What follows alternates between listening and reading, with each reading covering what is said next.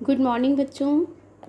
आज हम गणित में प्रश्नावली 1.2 देखेंगे, जिसमें हमें पढ़ना है कि परिमेय संख्याओं का संख्या रेखा पर निरूपण। ठीक है, परिमेय संख्याओं का संख्या रेखा पर निरूपण पढ़ने से पहले हम थोड़ा अपनी याददाश्त को तरोताज़ा करेंगे। जैसे जब हमने पिछली कक्षा में बच्चों प्राकृत संख्या का संख्या रेखा पर निरूपण देखा था, तो वहाँ आप कुछ इस तरीके से देखे होंगे कि एक हम संख्या रेखा बनाते हैं और इसमें विभिन्न संख्या, जैसे प्राकृत संख्या क्या होती हैं, जितनी भी गिनने वाली संख्या होती है, जैसे 1 2 3 4 5 6 एंड सो ऑन, जितनी भी संख्याएं होती हैं ये प्राकृत संख्या होती है। और हम क्या करते हैं, एक रेखा खींचते हैं और उसमें समान दूरी पर एक निशान लगा देते हैं और प्रत्येक निशान पे क्रमशः क्या करते हैं, संख्याओं को लिखते चले जाते हैं। तो ये प्राकृत संख्या का निरूपण होता है। ठीक वैसे ही जब हम पूर्ण संख्या को संख्या रेखा पर निरूपण करते हैं, तो वहाँ पे जब संख्या रेखा हम खींचते हैं, एक रेखा खींचते हैं और उस रेखा में संख्या की स्टार्टिंग 0 से करते हैं, क्योंकि क्या है, 0 और प्राकृत संख्या ये सब मिल करके पूर्ण संख्या बनाती हैं। तो जब हम पूर्ण संख्या कोई दिखाना चाहते हैं तो आप देखते हैं कि एक रेखा खींचते हैं, समान दूरियों पर निशान बनाते हैं और फिर स्टार्टिंग कहाँ से करते हैं, रेखा की शुरुआत 0 से शुरू होती है और जो जितनी भी संख्याएं हमको दी गई हैं उसको हम उसमें एक समान दूरी बनाते हुए लिखते चले जाते हैं। इसी क्रम में बच्चों जब पूर्णांक होता है, तो पूर्णांक आप जानते हैं कि पूर्णांक की जो संख्याएं होती हैं वो 0 से दाईं ओर और 0 के बाईं ओर दोनों तरफ होती हैं। मतलब ये धनात्मक और ऋणात्मक दोनों इसमें संख्याएं, 0 सहित जो संख्याएं धनात्मक और ऋणात्मक होती हैं वो सब पूर्णांक संख्याएं कहलाती हैं। तो बच्चों इसको जब हम संख्या रेखा पर निरूपण करेंगे तो ठीक वैसे ही एक रेखा खींचते हैं। उस रेखा के मिड पॉइंट पर हम क्या करते हैं, शून्य को दिखाते हुए इसके दाईं ओर धनात्मक सारी संख्याओं को लिखेंगे और बाईं ओर ऋणात्मक संख्याओं को लिखेंगे। ध्यान रखेंगे कि प्रत्येक संख्या जो है एक समान दूरी पर स्थित हो। तो इस प्रकार से हमने पिछली कक्षा में प्राकृत संख्या का निरूपण देखा था, पूर्ण संख्या का निरूपण देखा था और पूर्णांक का संख्या रेखा पर कैसे निरूपण करते हैं, कैसे प्रदर्शन करते हैं, इसको हम जाने थे। आज की कक्षा में आपके कोर्स में है परिमेय संख्याओं का संख्या रेखा पर निरूपण। बच्चों आप जानते हैं कि परिमेय संख्याएं जितनी भी भिन्नात्मक संख्याएं होती हैं वही परिमेय संख्या होती है। आइए हम देखते हैं, जैसे किसी सवाल में आपको दिया है 3/4 को 3/4, 5/4, 6/4 और 7/4। आप यहाँ एक क्या ये परिमेय संख्या है, क्योंकि कोई भी परिमेय संख्या वही संख्या होती है जिसको कि हम भिन्न के रूप में P/Q के रूप में लिखते हैं, जहाँ Q का मान 0 नहीं होना चाहिए। तो ऐसी परिमेय संख्याओं को जब हम संख्या रेखा पर निरूपण करते हैं तो हम कैसे करते हैं, आइए हम इसको अब जानते हैं। ये एक परिमेय संख्या रेखा हमने बनाई हुई है बच्चों। यह भी जो है दाईं ओर और बाईं ओर दोनों तरफ, शून्य के दाईं ओर भी और बाईं ओर भी ये संख्या चलती हैं। तो शून्य के दाईं ओर जितनी भी धनात्मक संख्याएं होती हैं वो लिखते हैं और बाईं ओर ऋणात्मक संख्याओं को लिखते हैं। जैसा कि हमने जाना कि जो परिमेय संख्या होती है वो भिन्न के रूप में होती है और भिन्न के रूप में रखने का मतलब है कि यह पूर्णांक या पूर्ण संख्याओं के मध्य की संख्याएं होती हैं, है ना। तो ये पूर्ण संख्याओं के मध्य की संख्या होती है बच्चों। और इसलिए जब हम यहाँ पर इसका निरूपण करते हैं तो जैसे 3/4 दिया है, सबसे पहले हमको ये देखना होता है, इस प्रकार की संख्या को निरूपित करने के लिए हमको ये देखना होता है कि इसमें अंश क्या है और हर क्या है। फिर देखते हैं कि अंश छोटा है कि हर छोटा है, मतलब हर से अंश छोटा है कि हर से अंश बड़ा है, इसको भी हम देखते हैं। यहाँ आप देखते हैं कि जो हर का मान है वो बड़ा है, अंश का मान छोटा है। इसका मतलब ये जो है 1 से, इसका यदि हम इसको दशमलव के रूप में लिखेंगे तो आप देखेंगे कि 1 से कम वैल्यू इसकी आती है, 1 से कम इसका मान आएगा। ठीक, यहाँ पर हम जब देखते हैं 5/4 को, तो बच्चों यहाँ पे आप देखिए कि जो 4 है ना, तो 4 जो है 5 से छोटा है, यानी हर का मान छोटा है और अंश का मान बड़ा है, तो ये जो वैल्यू होगी हमेशा 1 से ज़्यादा हो रही है। तो इसका मतलब है यदि हमें संख्या रेखा पर इन सभी संख्याओं को निरूपित करना है तो हम क्या करेंगे कि सबसे पहले आपको यहाँ जो 4 लिखा है तो एटलीस्ट हम 4 पूर्ण संख्या तक अपने इस संख्या रेखा पर लिख लेते हैं। तो हमने यहाँ लिखा जैसे 1, 2, 3 और आगे हम 4 भी लिख सकते हैं। और यहाँ पर आप यहाँ पे क्या करेंगे, सबसे पहले जो 3/4 है, यानी कि जो संख्या है उसमें 4 खंड हमको हर 1-2 संख्याओं के बीच में जो होंगे उसको हम 4 भागों में विभाजित करते हुए लिखते हैं। जैसे 0 और 1, इसके बीच में कितने खंड होने चाहिए? 4 खंड। जैसे 1, 2, 3, 4, क्योंकि ये फ्रैक्शन है, ये भिन्न है ना बच्चों, यानी कि इसके 4 भाग हो गए। और चौथे का तीसरे भाग की ये बात कर रहा है। तो पहले हम क्या करेंगे, सबसे पहले हम देखते हैं कि जो सबसे छोटी यदि स्टार्टिंग की जो संख्या थी इसमें हर का मान क्या था? बड़ा था। और धीरे धीरे हम देखते हैं ऊपर की तरफ अंश का मान बड़ा होता जाता, हर का मान छोटा होता जाता है। तो यदि हम यहाँ पे बहुत ही ध्यान से देखें तो इसमें जो है दशमलव मतलब 1 से पहले की संख्या है और ये 1 के बाद की संख्याओं को दिखा रहा है।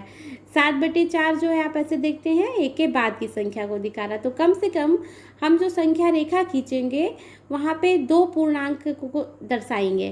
तो 0, 1, 2 को तो हमें दिखाना ही दिखाना है, मान के चलिए।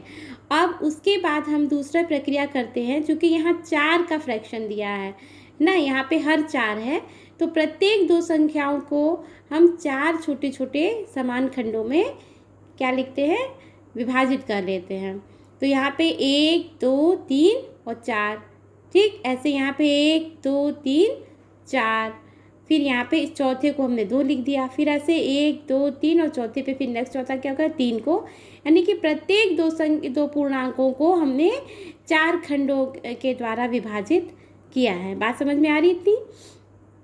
अब हम यहाँ देखते हैं कि ये जो पूर्णांक हमें लिखे हैं, जिसके छोटे छोटे खंड बनाए हैं, एक पूर्णांक के मध्य जितने भी खंड हैं उनको हम बढ़ते हुए क्रम में लिखते जाते हैं। जैसे ये 0, ये 1, 2, 3, फिर ये चौथा हो गया, 5, 6, 7 और 8, ऐसे हमने लिख लिया। और चूंकि ये क्या है, इसका चौथा हिस्सा है ना, तो इसको दिखाएंगे तो ये 1/4 होगा। ये वाला पार्ट 2/4 है, ये क्या दिखा रहा है? 3/4। और 3/4 आपको इसमें शो करना था, तो ये बिंदु जो है 3/4 को दिखाएगी। फिर ऐसे ही क्या 4/4 हो जाएगा बच्चों, हमने लिखा नहीं है, आप समझिए 4/4 है। और 4/4 जो है वो किसके बराबर होता है? 1 के बराबर होता है।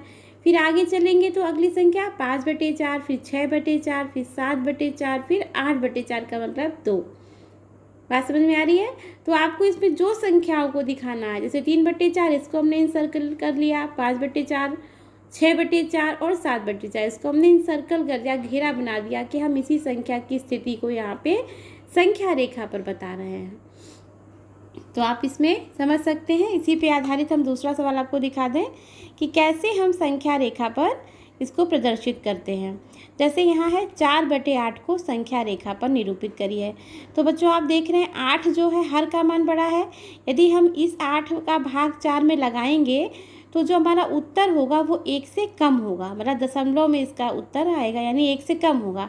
तो इसका मतलब इसमें जो पूर्णांक संख्याएं क्या होंगी? एक 0 और दूसरी 1। बस यहीं तक हम संख्या रेखा को 2 ये जो है नंबर को लेंगे 0 और 1, और इसके बीच कितने खंड किए जाएंगे? टोटल 8 खंड किए जाएंगे। तो 8 समान खंडों में इसको हम क्या करते हैं? विभाजित कर लेते हैं। जैसे 1, 2, 3, 4, 5, 6, 7 और 8। और 8वें खंड को क्या हम यहाँ पे दिखा रहे हैं? यहाँ पे बृहद इसका पूर्णांक क्या दिख रहा है? 1 दिख रहा है। ये परिमेय संख्याएं, इस पूर्णांक और इस पूर्णांक के बीच की ये सारी की सारी जो है परिमेय संख्या हैं। आप इसको 1/8 लिख सकते हैं, इसको आप 2/8 लिख सकते हैं, इसको आप 3/8 लिख सकते हैं। ऐसे यहाँ 5/8, 6/8 और यहाँ पे 7/8 लिख सकते हैं और इसको 8/8 लिख सकते हैं। लेकिन जैसा कि हमको इसमें किसको दिखाना है, 4/8 को दिखाना है, तो हमने यहाँ पे कौन सी फाइंड कर ली संख्या, 4/8। इसको हमने घेरे से इस पॉइंट को दिखा दिया कि संख्या रेखा पे ये जो स्थिति है वो 4/8 वाली संख्या की है। ठीक वैसे ही बच्चों यहाँ पर है धन का 5/6, इसको संख्या रेखा पर निरूपित करिए। यदि यहाँ पे कोई चिन्ह नहीं लगा, इसका मतलब भी ये धनात्मक की ओर जो है हमको संकेत दे रहा है। फिर यहाँ पे जब हमें 5/6, यहाँ पर भी आप देखते हैं हर का मान क्या है, बड़ा है, तो यानी कि 0 और 1 पूर्णांक को हमें 6 समान भागों में विभाजित करेंगे और 6 समान भागों में विभाजित करेंगे मतलब 1 2 3 4 5 और छठा क्या होगा, या यहाँ पे आ जाएगा।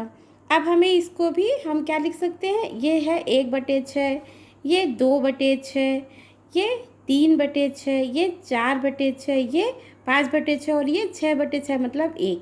तो 0 और 1 जो ये पूर्णांक संख्याएं आप देख रहे हो बेटा, 0 और 1 पूर्णांक संख्या है और इसके मध्य जो है ये 6 जो है हमने परिमेय संख्याएं ज्ञात कर ली और इसको हमने लिख लिया। तो इस प्रकार से जो परिमेय संख्या वो पूछ रहा है कि इसको निरूपित करिए, इसको दिखाइए, इसको दर्शाइए, हम वहाँ पे उसको इंसर्कल करते हुए बता सकते हैं। ठीक है, ठीक ऐसे ही हम नेक्स्ट क्वेश्चन पे आते हैं बच्चों, जहाँ पे लिखा है कि -2/11, -5/11, -9/11 को संख्या रेखा पर दर्शाइए। तो यहाँ पे हम क्या कर रहे हैं, आप देखिए हमको क्या है, ये देखिए सबसे बड़ी चीज़ इसमें विशेषता है कि ऋण, सारी संख्याएं तीनों जो है ऋण है, यानी कि ये जो है 0 के बाई तरफ होंगी। ये 0 है, इसका दायां हिस्सा धनात्मक जाता है बच्चों, और जो बाईं तरफ है ऋणात्मक संख्या लिखी जाती हैं। तो अब हम इसको संख्या रेखा पर बाईं तरफ संख्याओं को बढ़ाएंगे। आप यहाँ पर भी देख सकते हैं हर का मान ज़्यादा है, तो इसलिए इसका एक पूर्णांक 0 होगा और दूसरा पूर्णांक जो होगा वो -1 होगा, एक ऋण का 1 होगा। और 0 और ऋण 1 के बीच की संख्याओं को कितने समान खंडों में बांटेंगे, 11 समान खंडों में बांटेंगे।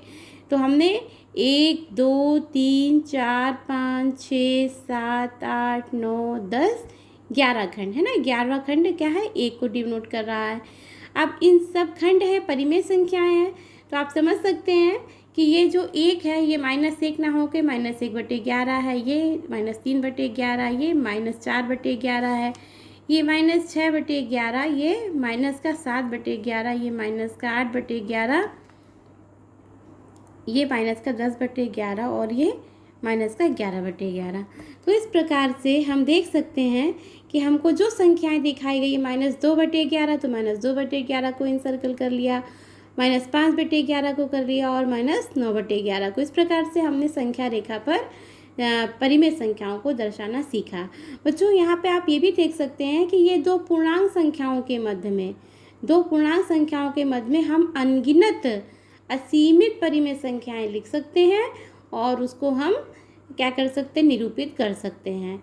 और साथ ही हम देखते हैं दो भिन्न परिमेय संख्याओं के बीच में भी कई परिमेय संख्याएं लिख सकते हैं। तो इससे ये सिद्ध हो जाता है कि दो भिन्न परिमेय संख्याओं के मध्य में अनंत परिमेय संख्याएं ज्ञात होती है और अनंत परिमेय संख्याएं होती हैं। थैंक यू बच्चों।